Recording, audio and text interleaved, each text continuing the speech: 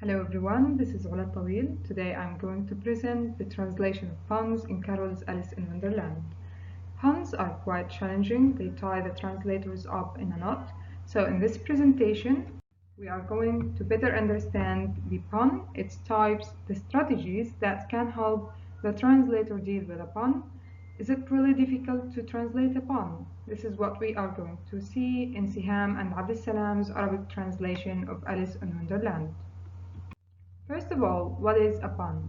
According to Oxford Dictionary, it is the clever or humorous use of a word that has more than one meaning, or of words that have different meanings but sound the same. In short, it is a play on words. Let's see the following example.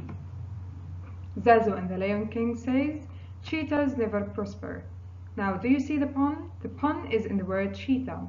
Cheetah is the wild animal of the cat family, and it sounds like cheetah, the one who cheats, the one who behaves in a dishonest way. So this is today's advice from Zazu: cheetahs never prosper. There are three main types of puns. Homophones, and they are words that have the same sound but have different meanings and different spelling. For example, male and male. Homographs are words that are spelled the same but have different meaning and may have a different pronunciation. For example, bow and bow. Homonyms come from words that are both homographs and homophones, so they are spelled the same and sound the same. For example, book means something to read or the act of making a reservation. This sounds to be easy. Then, why is it difficult to translate a pun? Take, for example, Arabic and English. They are from different families, so there is a difference in their linguistic features, and puns create a linguistic problem when being translated. Based on that, is there any chance that a translator can create a pun? Yes. And this is what is called substitution, a pun to pun. Okay, then what should a translator do if he or she is unable to create an equivalent pun? Then the translator is going to reproduce the pun, and this means not translating the pun, but instead putting them like in between brackets, hoping that the reader is going to understand and get the pun. Now the pun is also can also be conveyed in a non-punning way. So the translator is going to convey both meanings in a non-punning way, sometimes using an idiomatic expression. The translator can also paraphrase the pun or add a footnote, an explanation. Omission is also an option. However, the translator must bear in mind that when he or she deletes the pun, the text that has a pun, then he or she is going to compensate that pun in a non-pun text. And this is what is called compensation. Okay, now let's see how did the translator deal with puns in Alice in Wonderland. By the way, all examples are taken from chapter 9 except one taken from chapter 10. The first one is, there is a large mustard mine near here, and the moral of that is, the more there is of mine, the less there is of yours. This is a homonymic pun created and produced by using the word mine. Mine means the hole under the ground where minerals are, or it is the possessive form of the first singular pronoun I. In Arabic, there is no word that could convey both meanings. So the translator said, يوجد منجم كبير بالقرب من هنا ومغزى ذلك أنه كلما زاد ما هو لي كلما نقص ما هو لك. Okay, so the translator prepared to convey both meanings in a non-punning way.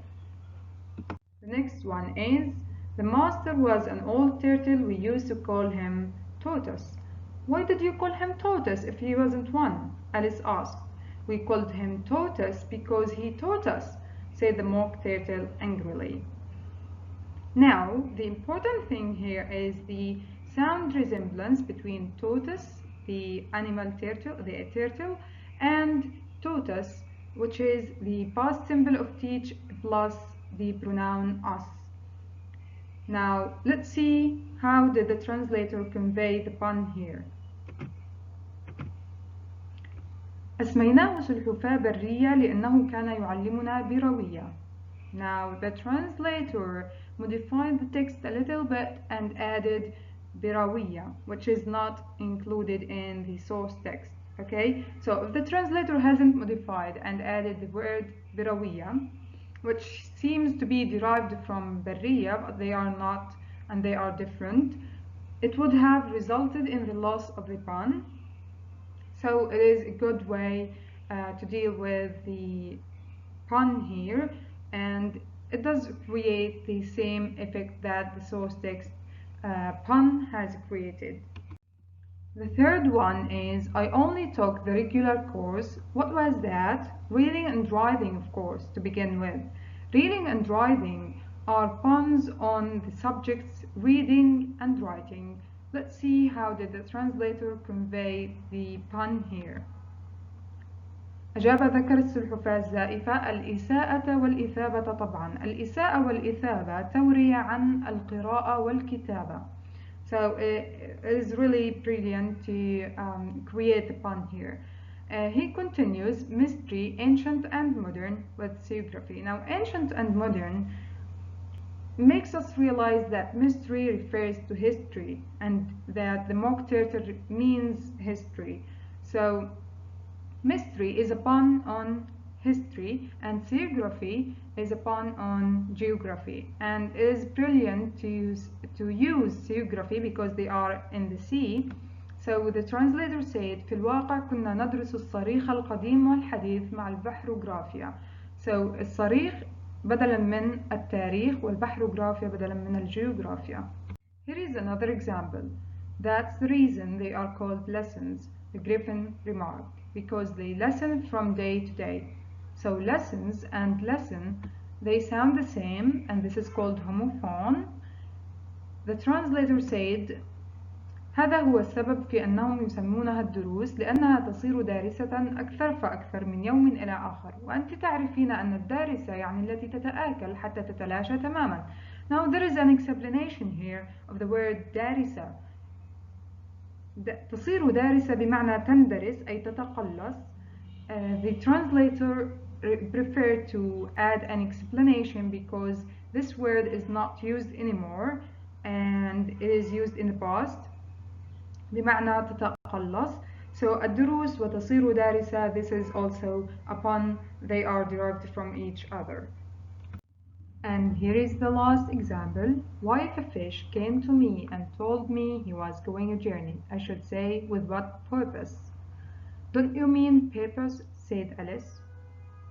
So Alice thought that he mistakenly pronounced the word purpose, because the common sense is that every journey should have a purpose, a goal. Purpose is similar to a dolphin but smaller, and purpose means goal. How did the translator deal with this one? Let's see how the translator exploited the similarity in meaning that a purpose is similar to a dolphin. The translator said إذا أتتني سمكة وأخبرتني أنها ذاهبة في رحلة ينبغي أن أقول لها رايحة مع دولفين. قالت أليس ألا تعني رايحة مع دولفين؟ So dolphin and dolphin, they sound a bit alike, okay? Except that dolphin is one word and dolphin are two words. However, the translator exploited the Egyptian accent, came up with the Egyptian accent to create a pun, and this is so creative and brilliant. So at the end we see that the translator had no difficulty in rendering most of the play on words in Alice in Wonderland, and this is so creative. That's all. Thank you for listening, and I hope you enjoyed it.